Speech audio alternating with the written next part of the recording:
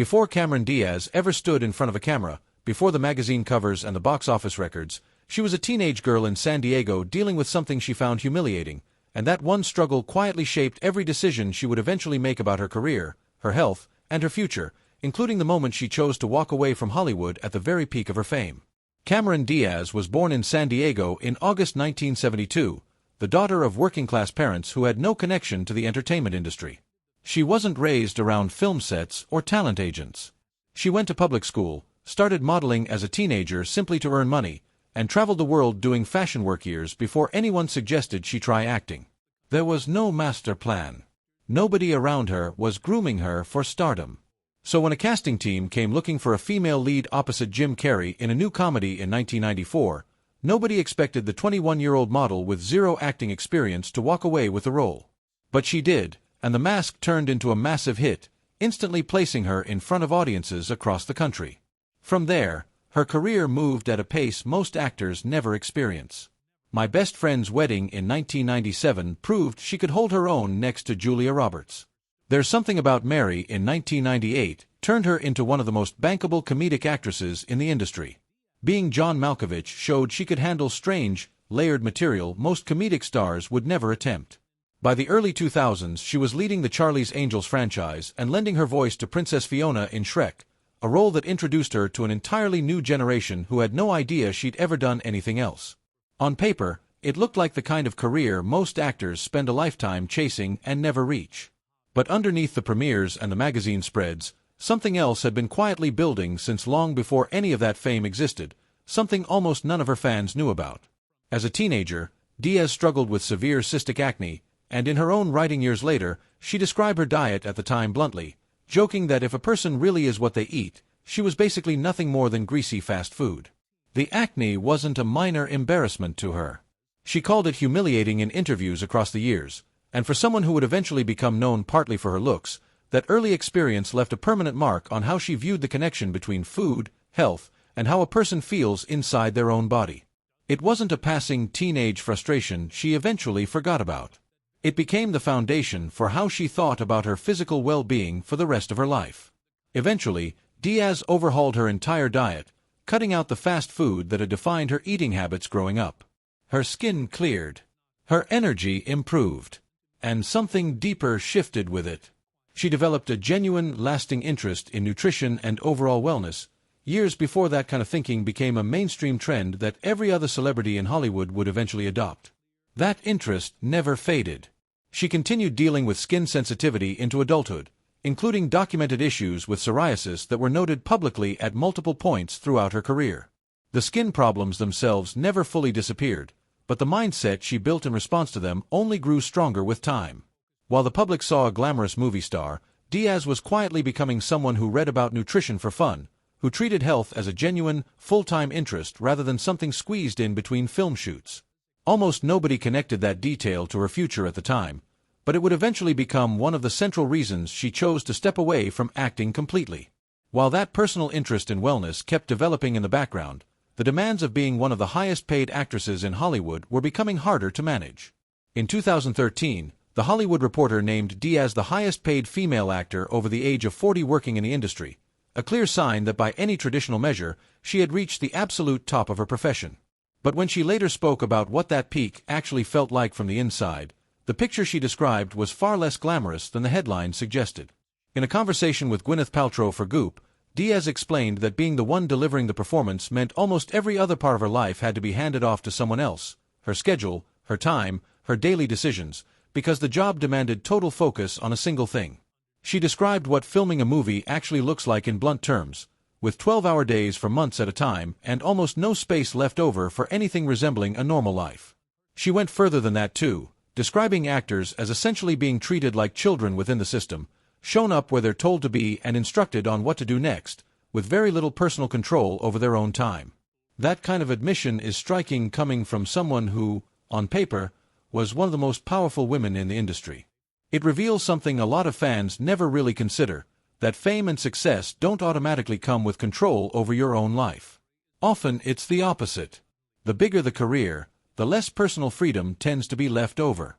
In a separate conversation on Kevin Hart's talk show, Diaz explained that around the time she turned 40, she realized huge sections of her life had been left completely unmanaged, not because she didn't care about them, but because there was simply no time or energy left after giving everything to her career. She described it directly, saying there were entire parts of her life she wasn't managing and genuinely couldn't manage anymore because everything around her had grown too massive for her to handle on her own. That realization eventually led to a decision that most people working at her level in Hollywood would be terrified to make.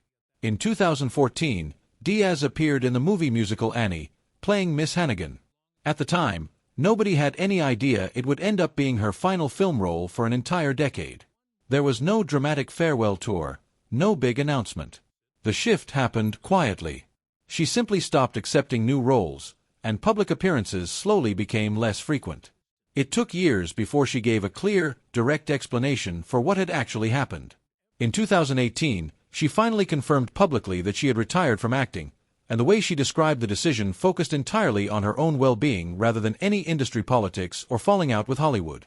Speaking with CBS News, she explained that stepping back gave her a genuine chance to examine her whole life, to look at what she could do better, and to find ways to feel more complete as a person instead of only existing as the talent everyone around her depended on professionally.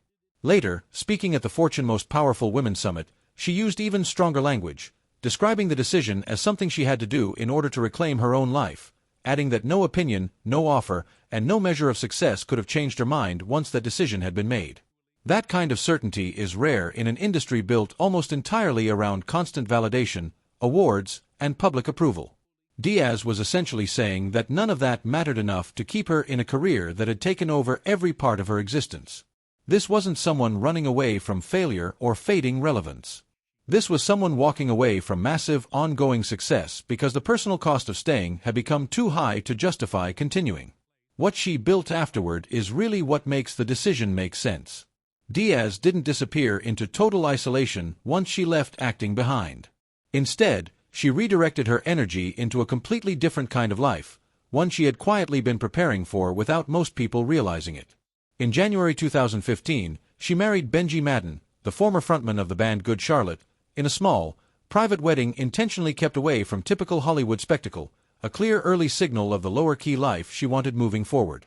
In January 2020, the couple welcomed their daughter, Rad Dix, and Diaz later described motherhood as the most fulfilling experience of her life, explaining that for the better part of a year, becoming a mother had simply been the best phase she'd ever lived through, with all of her energy finally going somewhere that felt meaningful and lasting. That same year, Diaz launched a wine brand called Ava Line alongside business partner Catherine Power, built specifically around clean, lower-intervention winemaking. That detail matters more than most people give it credit for, because it directly connects back to the same wellness philosophy she had been developing since her teenage years fighting acne through better nutrition. Ava Line grew into a genuine retail success, sold in stores and online, built entirely on the idea that what people consume should be simple, honest, and free of unnecessary additives. Diaz wasn't randomly starting a wine company because that's what retired celebrities sometimes do. She was building a business rooted in the exact health philosophy she had been quietly developing for over 20 years, long before she ever considered stepping away from acting. The interest that started with teenage skin problems had grown into wellness writing through her 2013 book, and then matured into an actual business built on those same values. Acting had been the job that paid the bills for 2 decades. Wellness had always been the deeper personal passion running underneath it the entire time, and once she had the freedom, she finally got to focus on it directly. That focus is also the real explanation behind something most retellings of her story tend to miss entirely. 4 years, her departure from Hollywood was framed as a simple retirement story. A successful actress steps away, chooses a quieter life, and moves on. But that explanation leaves out the much bigger picture. The real story isn't about someone who suddenly quit. It's about a passion that had been growing quietly in the background for more than 2 decades. Long before she ever left Hollywood, Diaz was already deeply invested in health and wellness, and that interest didn't appear out of nowhere when her career ended. It had existed the entire time, running underneath the movie star persona, simply waiting for the schedule and the energy to finally make room for it. This also explains why she has consistently said she doesn't miss performing, while never once expressing bitterness toward the industry that made her famous. She wasn't escaping something she hated. She was finally arriving somewhere she had been quietly heading toward for years, a place that had nothing to do with cameras or scripts and everything to do with managing her own body, her own time, and her own daily choices for the first time in 2 decades. It also explains why she eventually returned.